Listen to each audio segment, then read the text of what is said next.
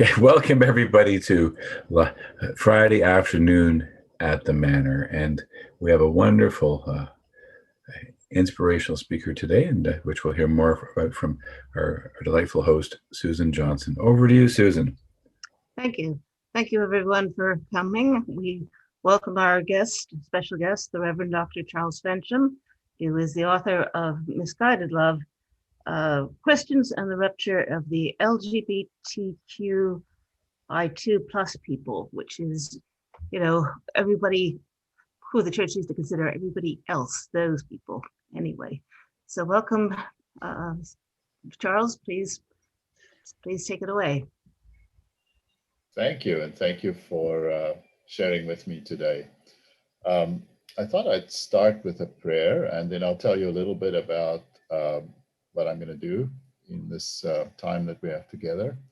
And of course, it'll focus mainly on the book, but I'll tell you more about that. So let us pray. O God, who calls us to community, work through the barriers of technology to draw us closer together. Speak in our hearts, despite the flat screens and the muted voices. Break through the impediments presented by our desire to protect one another. Come to our hearts, Lord Jesus. There is room in our midst for you. Amen. So I'm going to start by sharing a couple of slides, and then I'll probably go back to a group view so that I can see everybody and chat with you in that way. So I'm going to talk about my book, and the title of the book, as you heard, is Misguided Love, Christians and the Rupture of LGBTQI2 Plus People. And what I'm going to do is tell you why I wrote this book, how this all came about. I can go on forever. There's a lot in the book, and I don't want to bore you with the detail. If you want to read it, you can read it. Of course, I'd like you to. But I'm going to talk more like the story that's behind the book, while I also share with you what's in it. So that's my plan. Now my screen doesn't give me an option to move that. So let me just see. There we go. So that's the cover of the book. And I'm just going to tell you briefly what's in it. So inside the book, I talk about, first of all, ethical questions. How do we discern the right way for our lives and our actions as Christians and as churches in the world? I look at social and scientific information about why are people so angry and have so much hatred against LGBTQI2 plus people and people who are marginalized. I look in the book at scripture, but then a major part of the book is actually focused on the history of the treatment of people accused of what used to be called the sin of sodomy, and other variations on that theme. And in the book, I try to tell the story by trying to make them come alive a little bit. And it's a really, really sad and painful history. And many Christians may know something about it, but know very little. And so my hope is that this part of the book will be very helpful to people who want to understand this history. And then the last part of the book, I talk about the response. Now, as some of you heard, as we were having our informal discussion before we started, I'm a Presbyterian. I'm professor at Knox College. I teach theology at Knox College, systematic theology, the great themes of theology, and also the church's engagement with the world.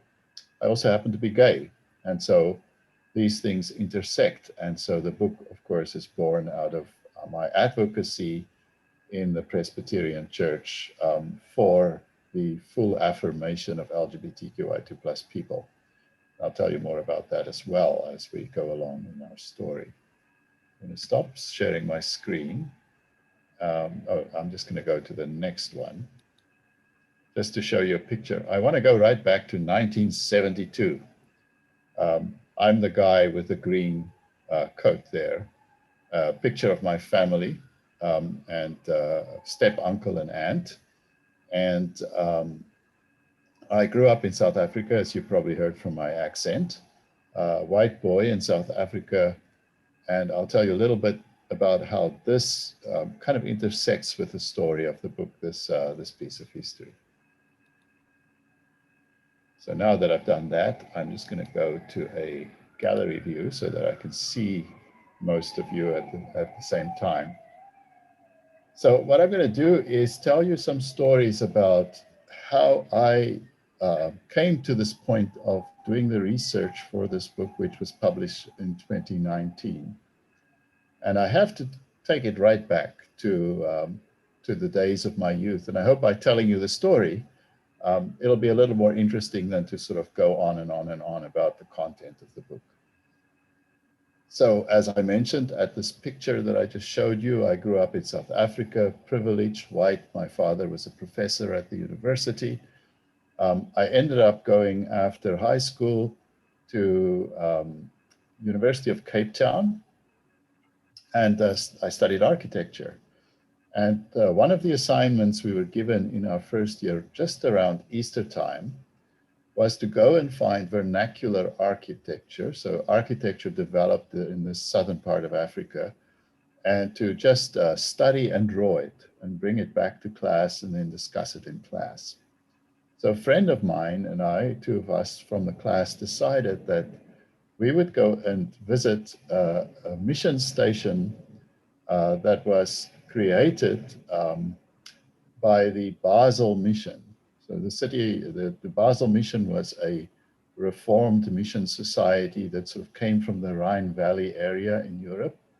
And they planted mission stations in different colonies around the world. So, and so they had sort of Swiss-German background, but reformed Swiss-German, not Lutheran Swiss-German.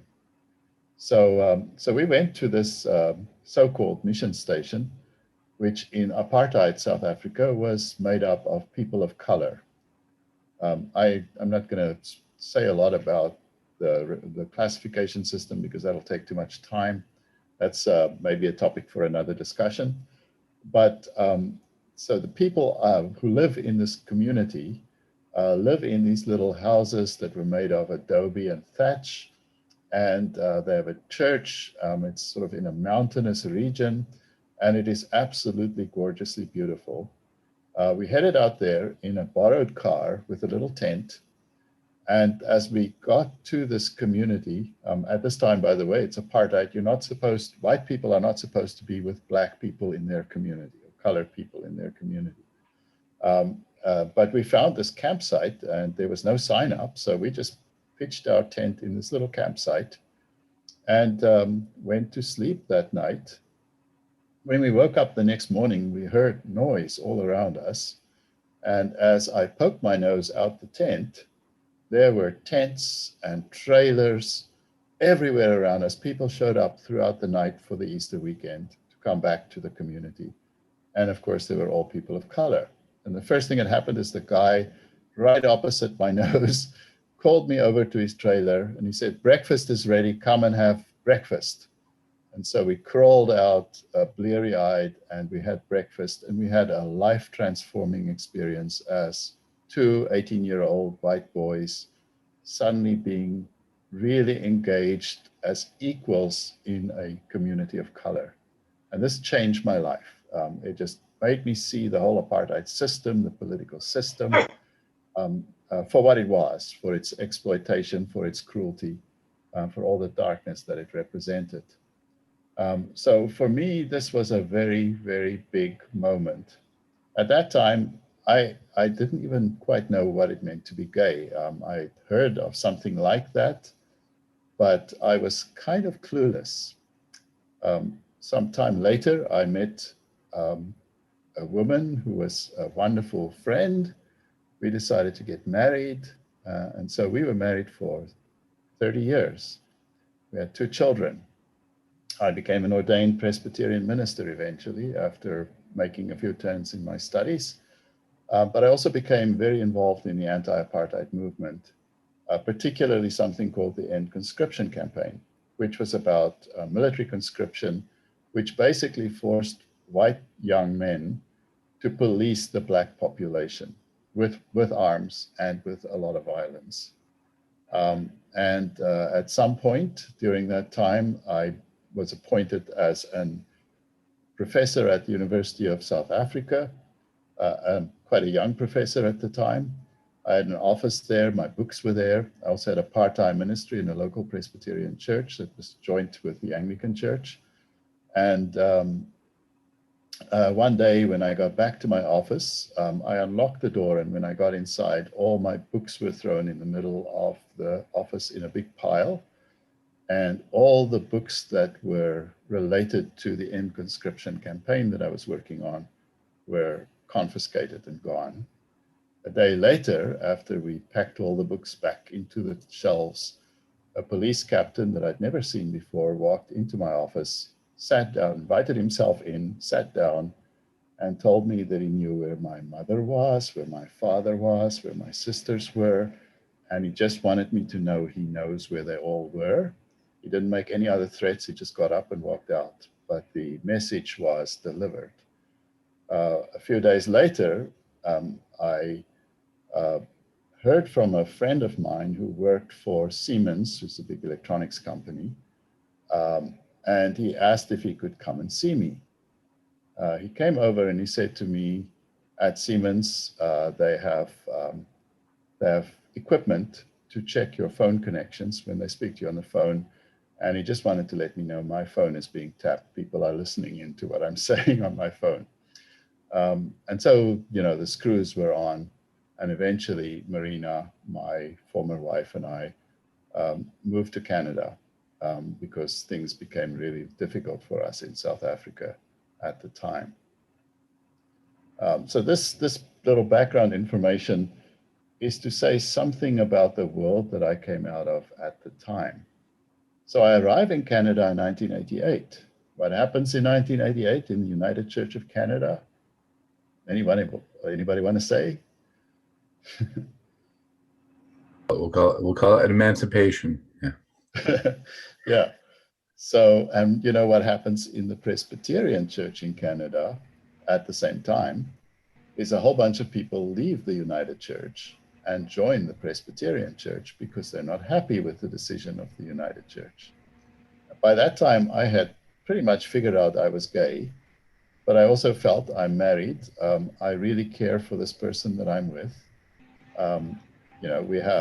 We didn't have children yet at the time, but we had a very, we had a very caring, mutual relationship. And I felt committed to that and decided, well, I'll just have to, grin and bear it and live with this for the rest of my life. But I was very aware that people who are LGBTQI were being really badly treated in the Presbyterian Church. And so I became quite involved after being, a bit of in advocacy in South Africa within the Presbyterian Church, working towards LGBTQI rights.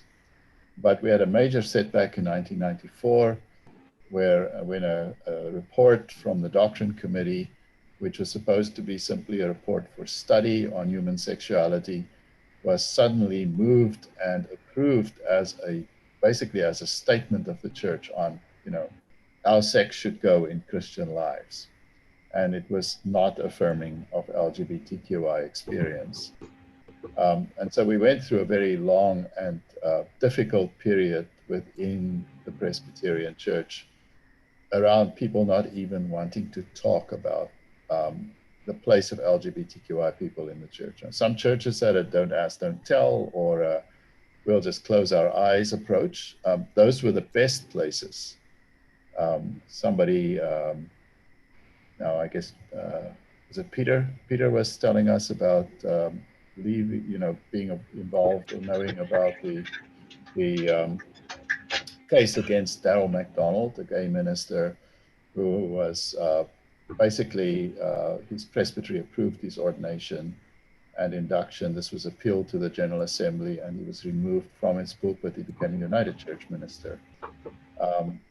we went through all these processes, many battles, discussion, trying to raise just raise talking about it again. But we, oops, let me just switch this off. We ended up not getting anywhere for a very long time. In the meantime, as a gay man, I became more and more aware that my marriage relationship was not satisfying to myself or my wife. And in 2012, we decided to separate. I became very depressed. I was literally ready to commit suicide. I remember being on the edge of the lake at my cottage in 2011, in our late October, just standing there and thinking, I can just walk into the water and float away. And after that, I immediately went to my family doctor and asked for medication because I realized I was getting clinically depressed. So we talked, we were best friends, Marina, my wife at the time, and I, and we decided to separate. We separated amicably, and both of us came out. She's lesbian, I'm gay. We finally faced up to this with one another. And it was quite liberating for both of us. We had two young adult sons at the time, and they were absolutely fabulous, and they still are. They are wonderfully supportive of their parents, of our new relationships, and all these kinds of things. This is all background. But in 2002, I also became professor at Knox College, and my job was to teach the doctrine of the church. So I'm the guy that has to, ensure that all the ministers of the Presbyterian Church that we train have the right Reformed Presbyterian doctrine. And so you can imagine that there were lots of tensions in my own experience as a gay professor who is sort of not out and then coming out in a church where it's not allowed. I could talk more about that, but suffice it to say, there were many difficult and hairy experiences in this time. Perhaps the most interesting was just after my separation. When living at the college, actually, I became friends with a transgender woman, Filipino transgender woman, very committed to her Roman Catholic faith. And she asked if we could meet regularly in a restaurant in Church Street so that she can process her experience as a transgender person struggling with her faith because she couldn't find any support within the Roman Catholic tradition. And so I would regularly meet with Ferdy and we would talk. Ferdy was a senior executive in the Royal Bank at the time.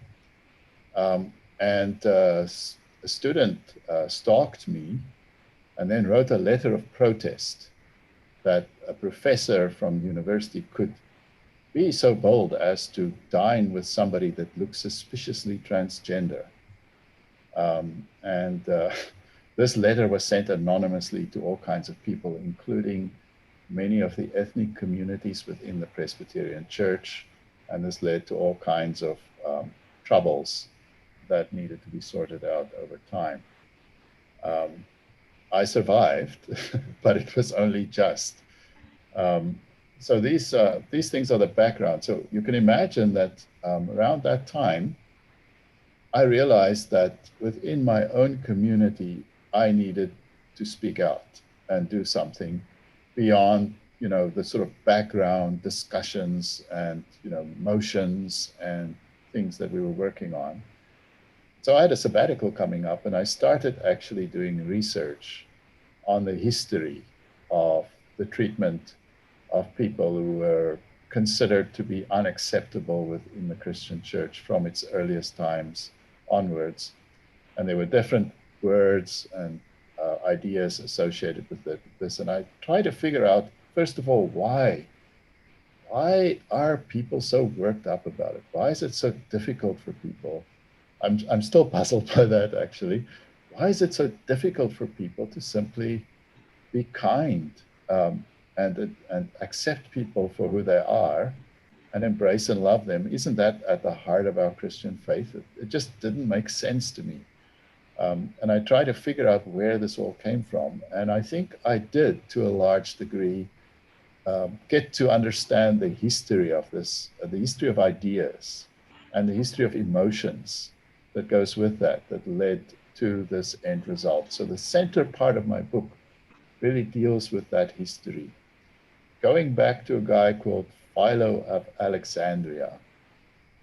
So Philo of Alexandria was not a Christian, he was a Jew, but he lived roughly at the same time of Jesus, and of course lived much longer than Jesus, so right probably into the time of St. Paul. And he became a very influential Jewish teacher in that time. And he tried to make Judaism acceptable within the culture of the Roman Empire that was very largely based on, in the higher culture, on Stoicism, Stoic ideas. And I discovered how Stoic ideas about sexuality and misogyny in Stoic philosophy influenced the development of these very nasty and negative ideas about people in same-sex relationships, and particularly men. People didn't care about women because women were considered of lesser quality in the Stoic philosophy and in Judaism, and to some degree in early Christianity. And so there was a lot of misogyny.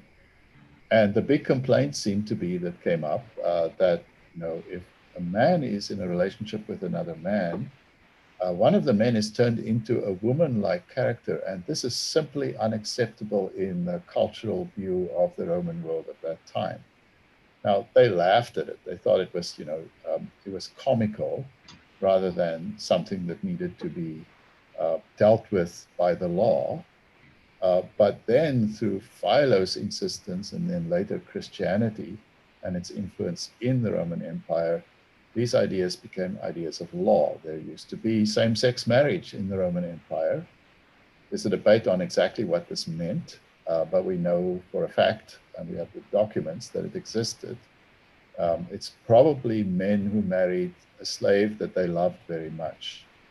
That's the best that we know about this.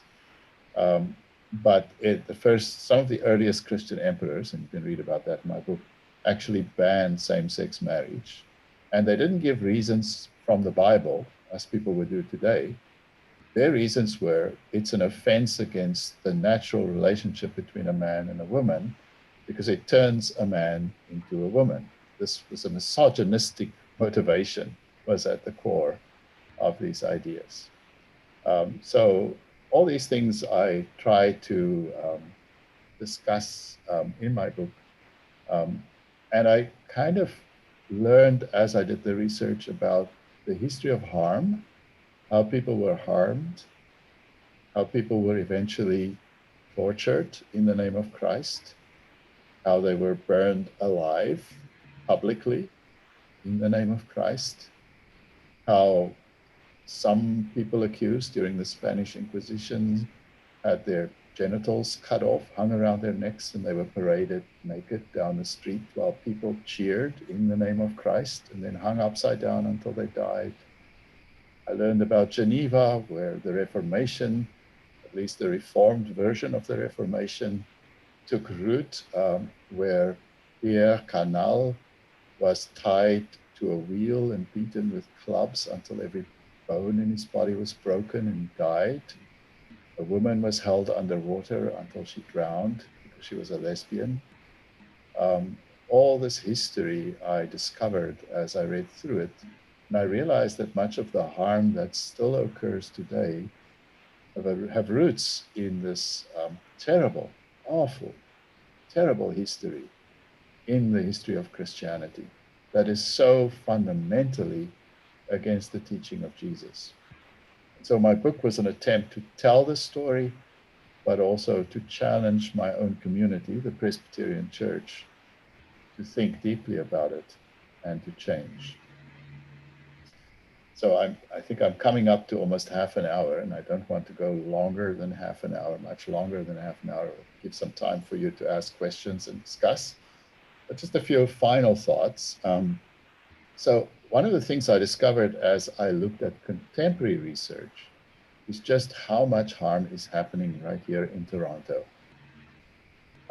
Professor Peter Newman he's the Canada Research Chair in Social Work at the University of Toronto.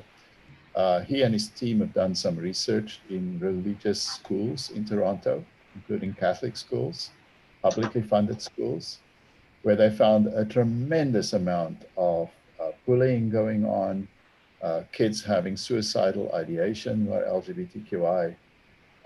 The harm is still overwhelmingly present in our community here in Toronto, despite all the changes and all the progress that we have made over time.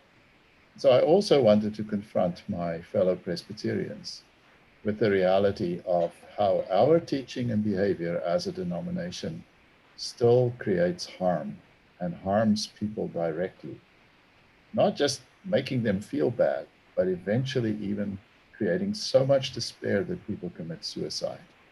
So I just wanted to confront people with that. Part of my understanding of that came from my own experience with friends and one parishioner who committed suicide who were LGBTQI.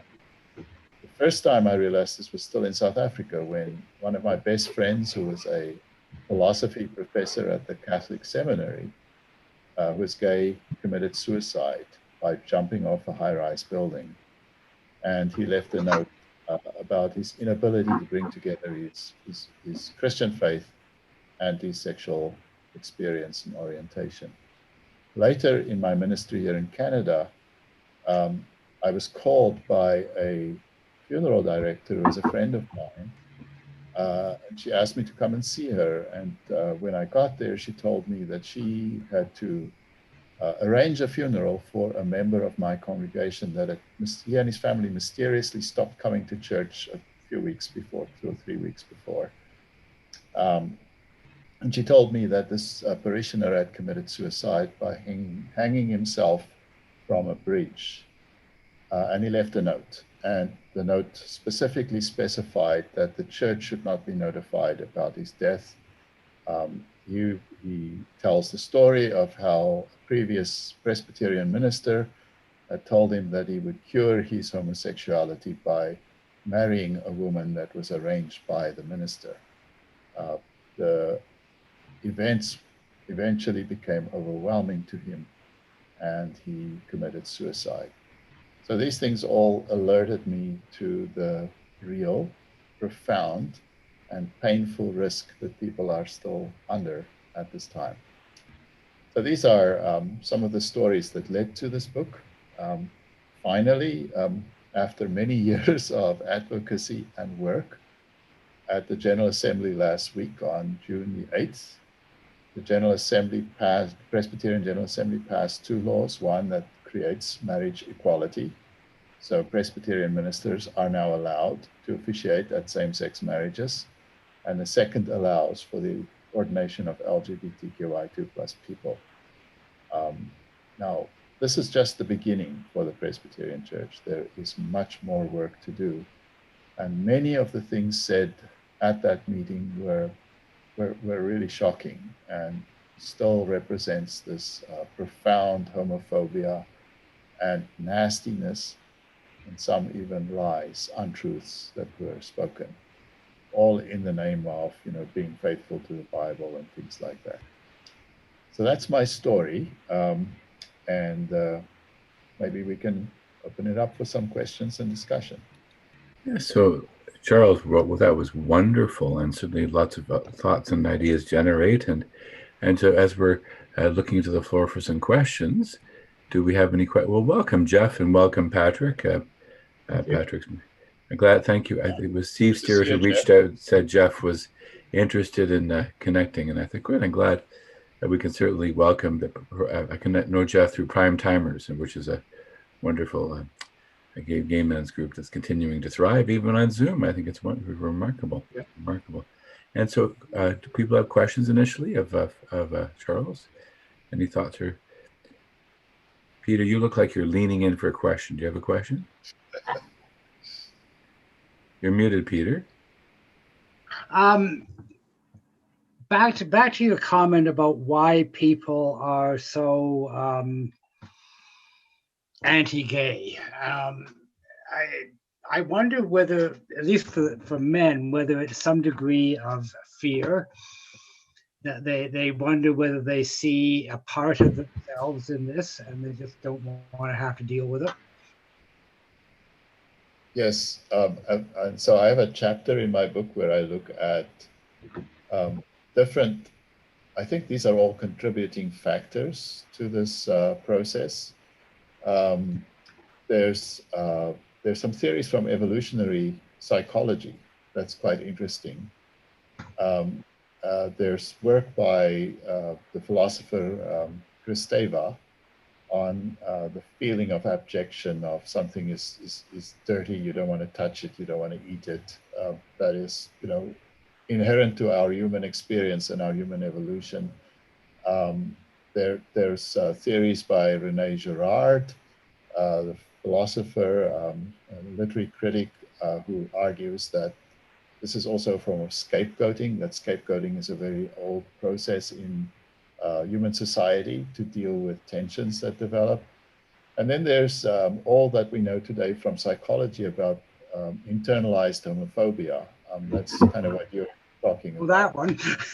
Yeah. So internalized homophobia is now a well-established idea and phenomenon in psychological work with people.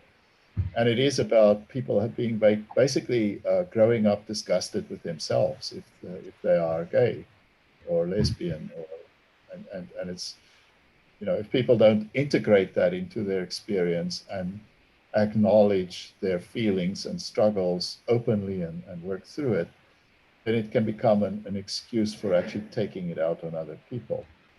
And we know this, there's great examples, now bad examples, painful examples from the US, where you get these conservative evangelical evangelists who are secretly visiting gay prostitutes, but they preach against homosexuality. It's been a series of those revelations have come out over the years. And these are not, things to be laughed at. It's actually very painful to think that people get in such and that's why I use the word rupture in the title of my book. There's a rupture inside people that they can't reconcile and they really struggle with. I think this is true for many of the people I heard speak last week at the General Assembly. So there's some of the anger and the anguish with which they oppose,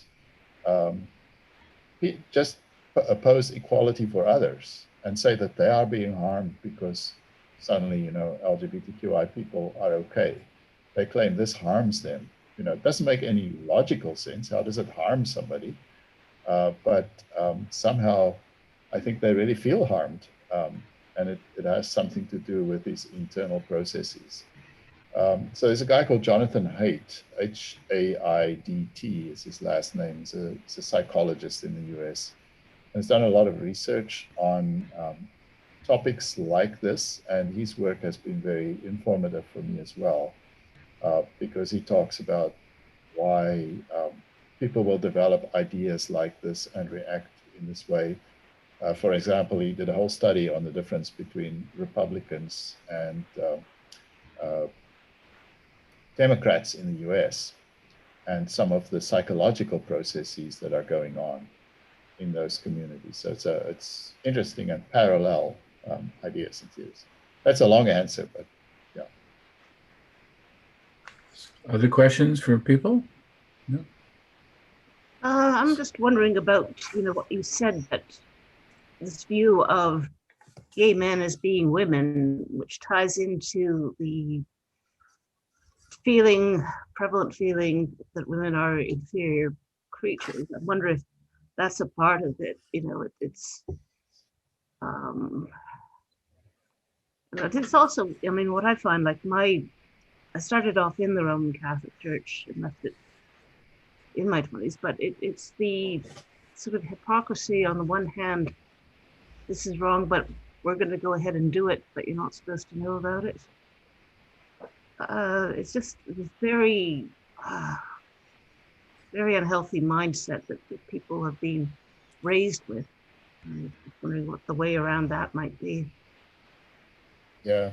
And you probably have heard of Michael Koren, Yes. and coming from a conservative Catholic perspective and his change of mind over time. One of the things he says is, and he says this based on many interviews he did with Catholic priests, he says that the Catholic Church is the biggest employer of gay men in the world, literally. And a lot of this has to do with the whole idea of celibacy Mm-hmm. as an ideal.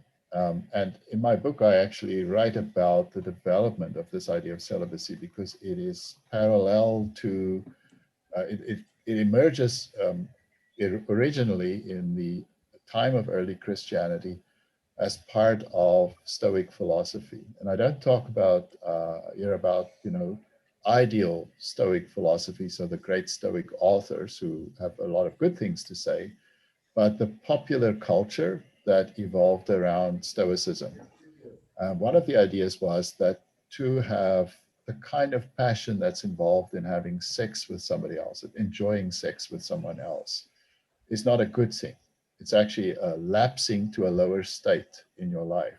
This was an idea in Stoicism. And so when Christianity entered into the Roman Empire, of course, the Roman high Roman culture looked down on it. It was a stupid religion in their view. And one of the things that the early Christians tried to do is they tried to defend Christianity in terms of the culture and expectations of the Roman culture. And they actually developed this idea that the Christian bishop is the most perfect example of a Stoic man because they don't have sex. And they can control their passions. And in fact, Stoicism believed that women cannot control their passions. Women are unable, I mean, it's a stupid idea, but this is what they believe. So the misogyny included this idea that somehow being a woman is a lower state of being where you can't control your passions. And a true Stoic man is a man who controls his passions.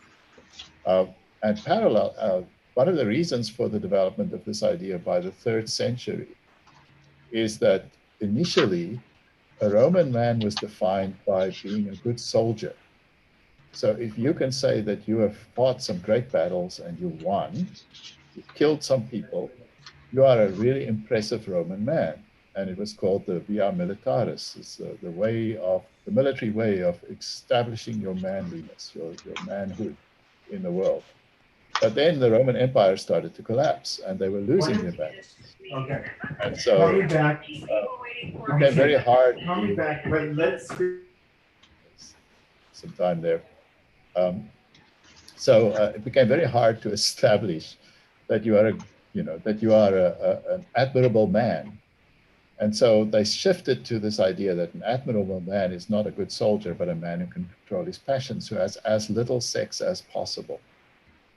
And so Christianity started to grab onto this idea and saying, really good Christian men are men who can control their passion to the point where they don't have to have sex at all. And in fact, there were Christian leaders in the 2nd century and early 3rd century who argued that Christians should not have sex at all. And then they had a big fight about that because they said there won't be any more Christians if you keep doing that. So eventually it won out, the idea won out, well, you can have sex. There are 2 ways. There's the better way of being the celibate man who controls his passions. They don't talk about women at all. But this is the better way. I mean, a woman can become a nun, of course, but you can become this man who controls his passions. Or there's the way of life of the lower life, but also a good Christian life, where you get married and you have children, but you only have sex to procreate. And that idea is still quite strong in Roman Catholicism and actually lurks behind much of the homophobia and anti-gay marriage arguments that we face today. Because it's the idea that if you can't generate life through the sex act, you're doing something wrong or bad. Now, Pope John Paul II actually developed this idea of unitive love, where he sort of created an idea beyond this idea that, so there could be sex without procreation. That's good. But really, procreation is still the most important thing. But that's where these ideas originate. So it's a really interesting topic that you raised there, Susan.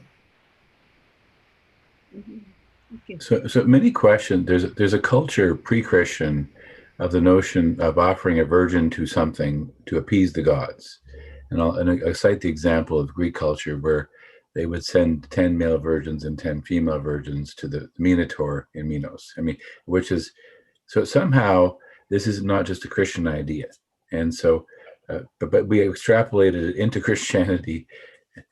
But question related to that, but not. So there's also people in contemporary society, and more in gay lesbian culture, who see themselves as asexual. Or I may be getting the terminology wrong. Likely I am, but and so does that have? I mean, obviously we don't want to that, which is different than being celibate. Could you perhaps comment on again? There's people then who see not sex as abhorrent, but I get a sense as I hear people, they have no sexual desire, and then they've decided that they're not non-sexual or asexual. Yeah. Could you comment on how we? Yeah. It's often referred to as ace, and there are different forms of being ace, right? So yeah, obviously, sexuality is a spectrum of experience, and we're learning every day more and more about how wide that spectrum is. And it includes people who very rarely feel any form of sexual desire or arousal. For some people, aceness also has to do with a specific person. They only find one person maybe in their whole life that they desire sexually. It doesn't matter, the gender doesn't necessarily matter, or if it's a male or a female. But it's the person that evokes in them that feeling. So these are all different parts of the human experience around sexuality. For me, I think the most important thing is the integrity of our relationships, how we respect in love, how we seek to live out a life that cares for the other. And I have a chapter on ethics where I try to develop this out of Christian thinking. So yeah, that's part of that spectrum of experience. Not that I'm an expert on this, but this is what I read about. Okay.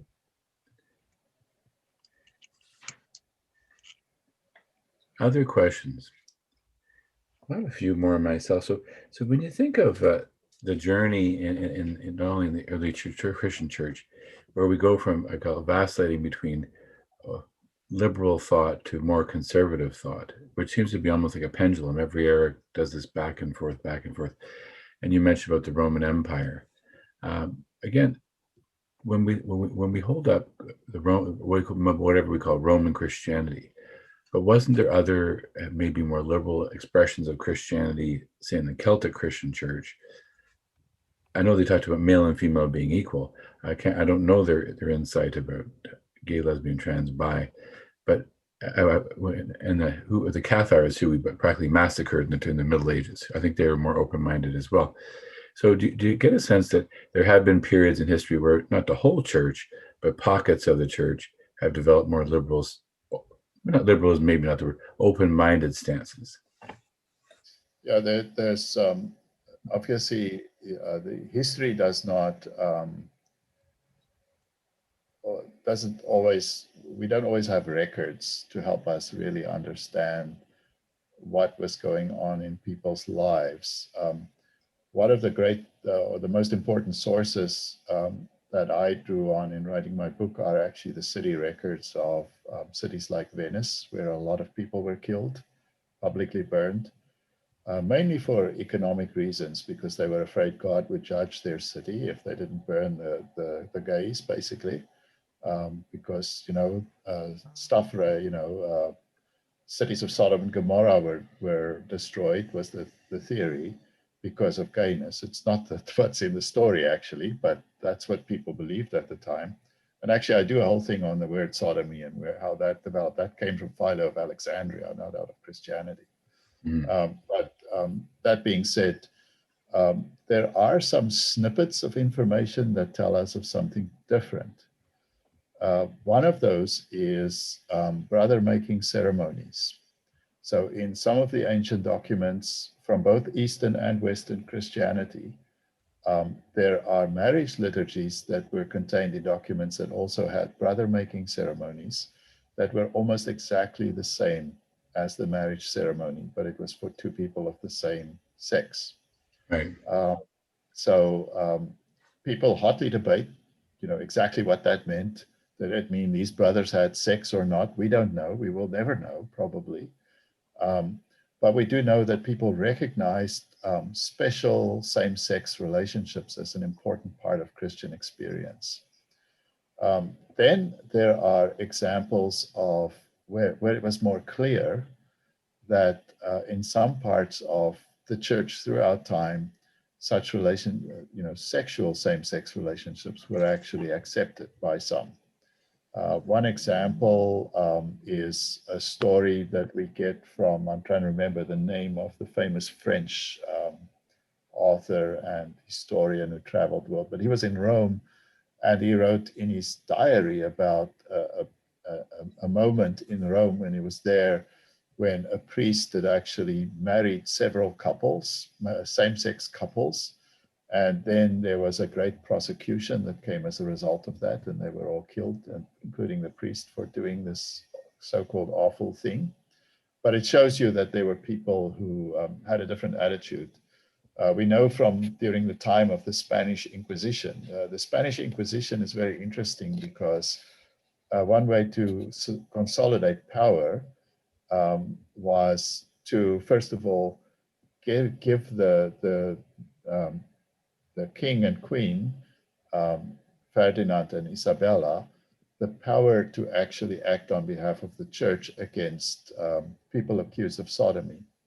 And the reason why they wanted that power is they could actually take the possessions of people that were found guilty of sodomy. So a lot of people that were their enemies were accused, maybe not even correctly so, but accused.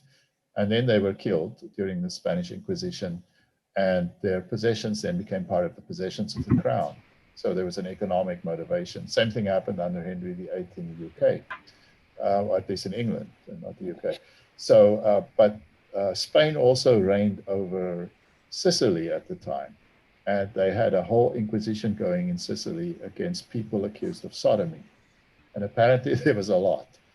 And the priests in Sicily simply refused to be part of such a persecution. And some of those priests were actually then hung because they refused to be part, but they said this is not the Christian way. So these are sort of small examples. Talking about the Catars, they were a group that was considered to be heretics. And in some parts of the south of France, whole communities were killed off. Not even, I mean, some of them weren't even Catars. They were just killed together with everybody else. And we don't know if this is true, but because the claims come from people who were accusing them. So we don't know how much of it's true. But one of the stories about the Catars was that they actually, they were against having children because they believed the end of the world is coming. So they encourage same-sex sex because that would not create children. So that's the story. If that story is true or not, we don't know. But they were also sort of associated with a movement in Bulgaria. And so they would talk about the Bulgar movement, which was also considered a heretical movement.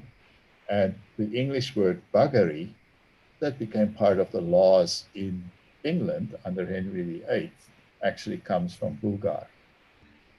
So they accused many monks. Henry VIII had monks accused of, quote, buggery, because he wanted to basically take the clergy lands for the crown, because it was a lot of wealth contained in there, and he was bankrupt. And so he had all this, his own little inquisition going in the Anglican Church to basically take away these the possessions of the monasteries for the crown. And they often used the excuse of so-called buggery among the monks as a reason for this, to the point where Henry actually wrote to one of the royals in Scotland to say, this is a really nice scheme. It works really well if you need some money. Use this.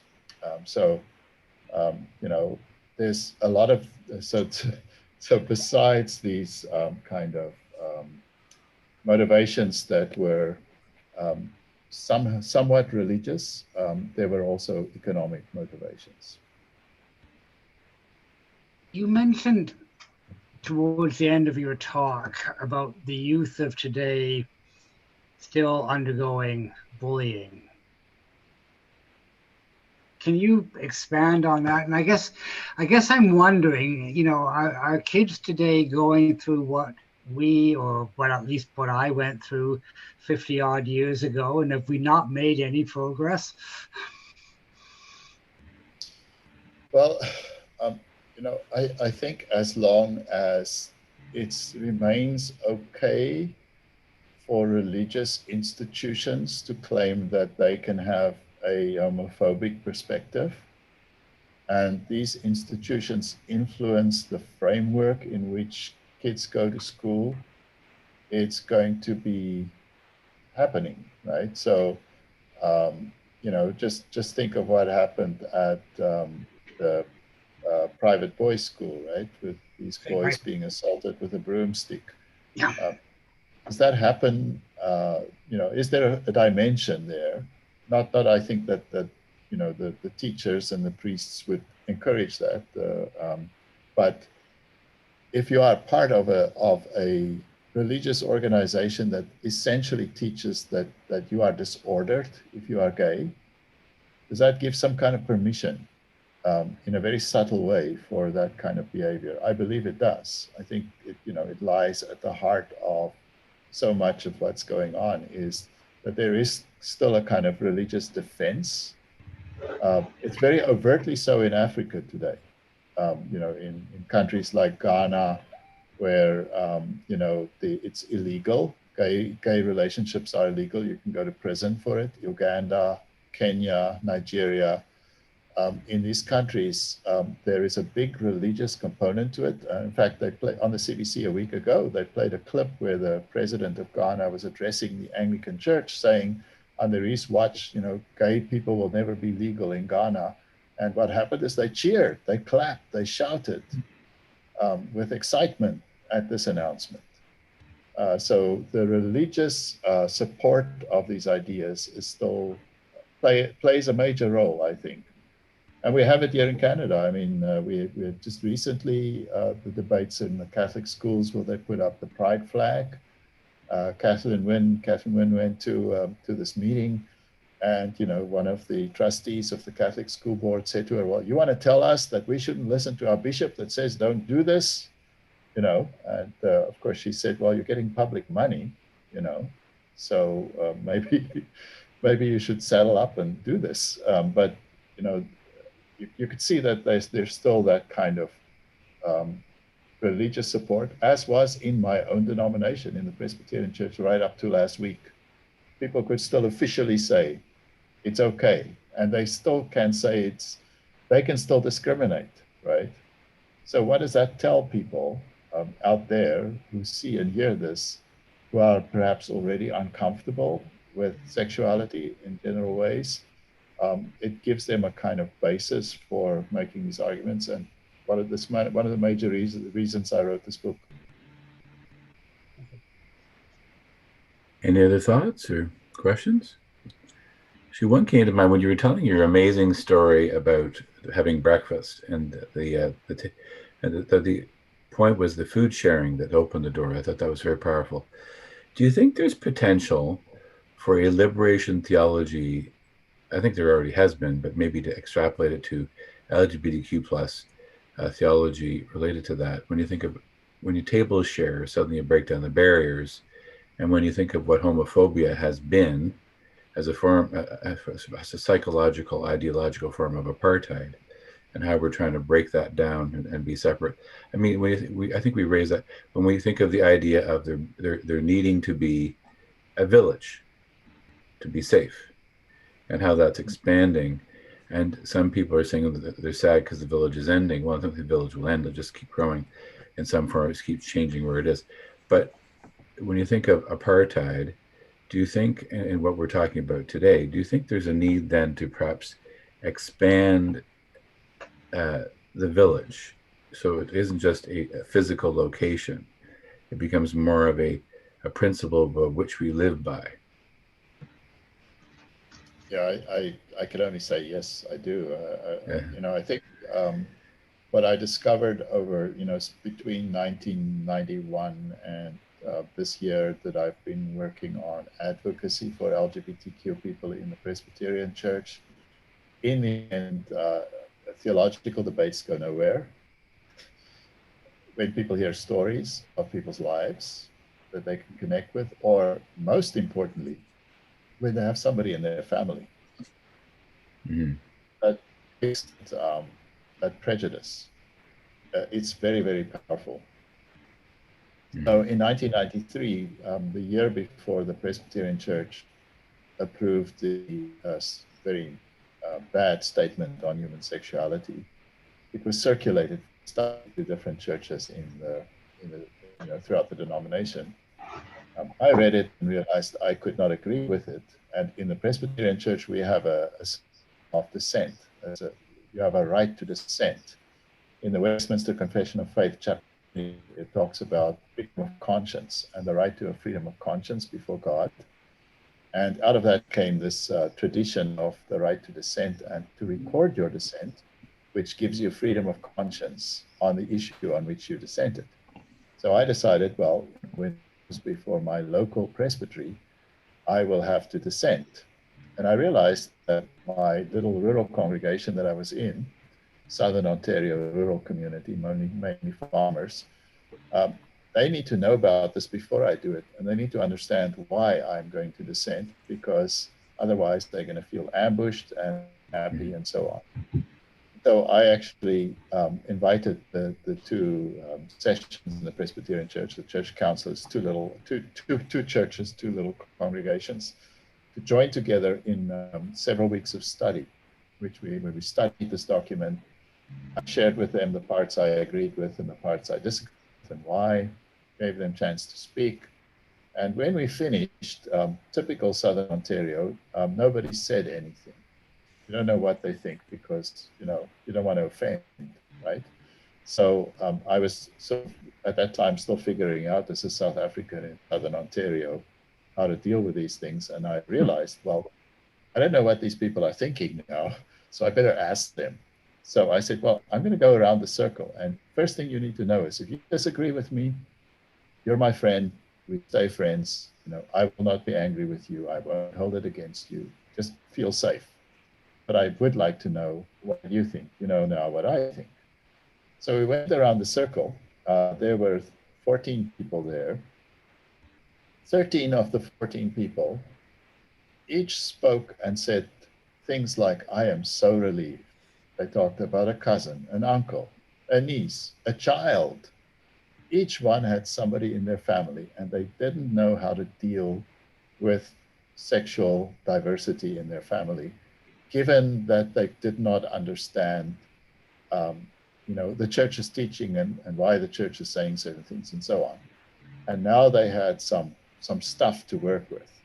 And most of them were basically 13 of the 14 people agreed with me. The last one was the local councillor, a very stern farmer, a very formal man. And he's the only one that never called me by my first name.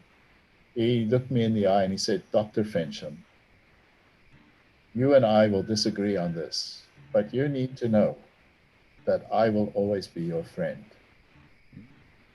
And that was it. And he remained my friend for the rest of my life. We just didn't have an issue in the community as a result of this discussion and this openness and sharing. I found that many of my colleagues at the time were too scared to talk about it. And because they're too scared to talk about it, nobody gets educated. Nobody gets to think differently. Nobody gets challenged to rethink their position. I was the only one that dissented. There was an immediate, this was in Hamilton, by the way, Presbytery of Hamilton. There was an attempt to charge me with heresy, but because I formally dissented, they couldn't successfully charge me with heresy because I have a right to do so. So that failed. For about 2 years, very few of my colleagues would speak to me. You know, it would be very quiet. I mean, I had a couple of good friends, but the rest just wouldn't speak to me. And then slowly it started to switch around over time. And it's just interesting how these things work. Charles, thank you very much. I need to go. I have another Zoom meeting, but I've heard you speak before, and I always find this topic fascinating. There is so much there and so much that you know. So I'm thrilled that you talk about these issues and that we had success at the Presbyterian Church just recently. So that's also great. I shouldn't say we because I'm not part of it, but that you had success there. And although I do go to the Presbyterian gay church, group, Saga. Yeah. So once again, thank you very much. Take care. I'll see you when I walk on the street again. Okay. Take care. Take care, Jeff. Thank you for coming. So I think Jeff raises when he did say we. I think we need to keep the we. It's an ocean. We're not in different little pockets, and we're one part of the ocean impacts a part of the ocean. It's all connected, and I think that's the great gift that we share. And so yeah, I want to say a special thank you, Charles. It's been a great gift to you for your insight. Always enjoy talking with you, and I think maybe there's part 2 with your book of this, but Presbyterian is there life beyond. Just a comment. One thing the United Church has done, even though we're how many 1988, it's what 30 something years post, we're still having churches struggling with what is being affirming, and we're still asking. And then some churches were affirming for 25 years. They're almost acting as if, well, we tick that box off, and affirming. Just like votes for women, just like all those things, aren't a box that you say, been there, done that, got the T-shirt. I mean, it's an ongoing journey, every generation, because as we're witnessing the rise of isms and polarities, we have to take that and meet it head on. We can't say, oh, we're past needing to talk about that. No. And Susan, over to you to say thank you. Okay, thank you everyone for coming. Now next week is our last one before we break for the summer. Is that true? Correct? Yes, it is. Yes. And our very special guest will be the Reverend Brent Hawks, talking about rainbow, faith, and freedom, continuing our study and celebration of Pride Month. So we hope to see you then.